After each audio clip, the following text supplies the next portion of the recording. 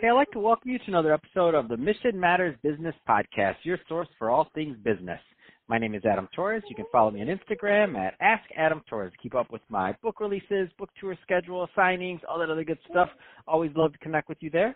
And as always, if you'd like to apply to become a co-author of one of my upcoming books, just head on over to the website, missionmatters.com, and click on Become an Author to apply. All right, today I have Patrick Justice on the line. He's a partner over at Bridgewater Studio. Patrick, I'd like to welcome you and your coworker over there to the show. Thanks How you for having doing us. today? I'm good. This is my executive vice president Jackson with me from my work from home office. So we're doing good. We're about ready for a nap. Oh, I love it. I'm Jackson. I'm about ready for my nap too. I love it. Couple more before I get one though. Right. So I'm excited to get into today's topic. So we're going to talk more about how Bridgewater Studio is joining to help what's going on in the Corona pandemic and some face shields that you've been producing. So we're going to get into all of that, of course. But before we do, tell us a little bit more about Bridgewater Studio as a business. Tell us a little bit more about what you do, please. Sure, yeah. So Bridgewater Studio, we're a custom design fabrication shop located in the southwest side of Chicago. We do experiential marketing, themed retail environments, museum exhibits, trade show displays, that sort of thing. So, we're real heavy on digital manufacturing and the entire kind of like digital workflow of, we have CNC routers and lasers and 7-axis KUKA robot cells that we use to do big, large format sculpture and carving. And yeah, we do 100% of what we produce is done in-house due to increased demand and speed. It's the Amazon primification of the world. So we have to be able to rapidly iterate and prototype everything that we do. Everything we do is custom. Oh, my little guy. Everything we do is custom. It's all one-offs. It's the crazy stuff that architects and designers and contractors come to us when they're like, well, who the heck are we going to get to build this thing? And we're those guys.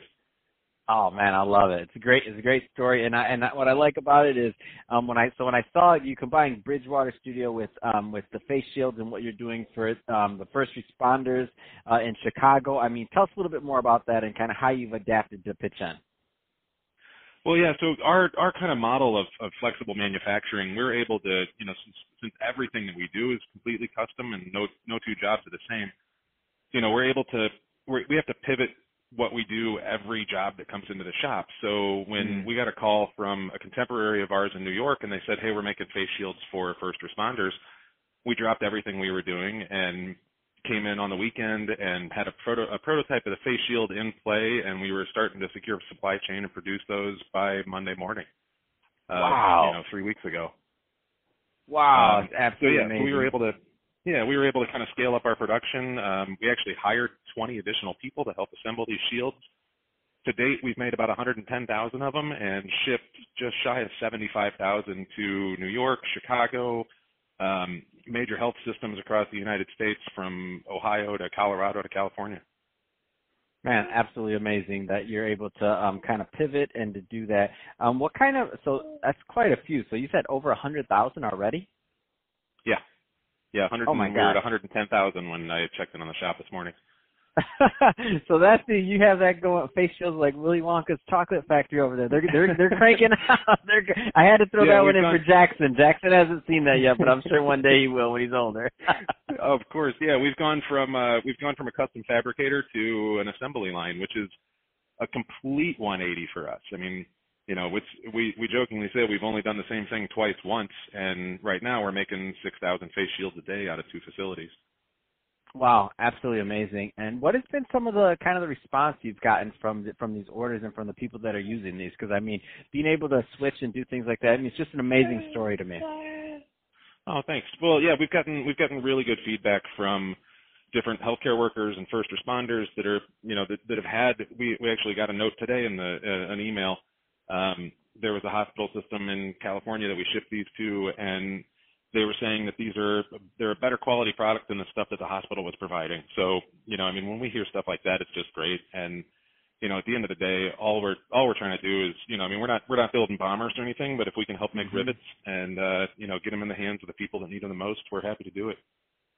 No, that's absolutely amazing. I love it. And so what's next? So, how do you see? And again, not saying you have your crystal ball or anything like that, but how do you see the rest of the year playing out on your end? You're going to be cranking these things out. I'm figuring the demand's just going to continue. I mean, the demand is still really high. I mean, we're hoping that the demand goes away, obviously. Of course, obviously. So we would, whatever the new normal is, we'd love to figure out what that is and get back to it.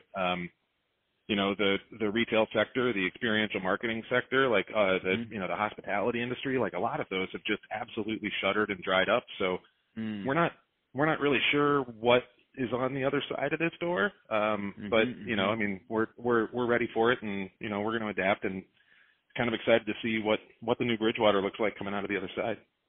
Man, and one of the things I like about your story so much is it just, to me, it really encapsulates, industry in the United States and other countries too, that kind of just shows that entrepreneurial spirit. It's saying that, there's a need, there's a gap, there's something that you have to go there and figure out and do. And look at that, from when you've never done the same thing twice to now 6,000 times a day you're doing the same thing. I mean, that's the perfect example of, obviously we're all going through this together, and this isn't a good thing. But I like to find these good success stories to kind of bring out there and show that, things do move on. We will move on. Like this, things like this have happened in the past, and because of great entrepreneurs like you and your partner, things like this are able to happen. There's a need, the gap's been filled, and you're doing it. So that's an amazing thing there, and we're glad to have you do it. Oh, well, thanks. Yeah, I mean, it's good to be. We're in a position where we're not the Fords and GMs of the world, so we can rapidly change our production methods, in a matter of 24 hours, and start cranking stuff out to kind of fill that void until major manufacturers get their entire lines retooled. So we don't have a line that needs to get retooled. We just started running lasers and routers on 2 shifts and started cutting stuff out and putting mass together.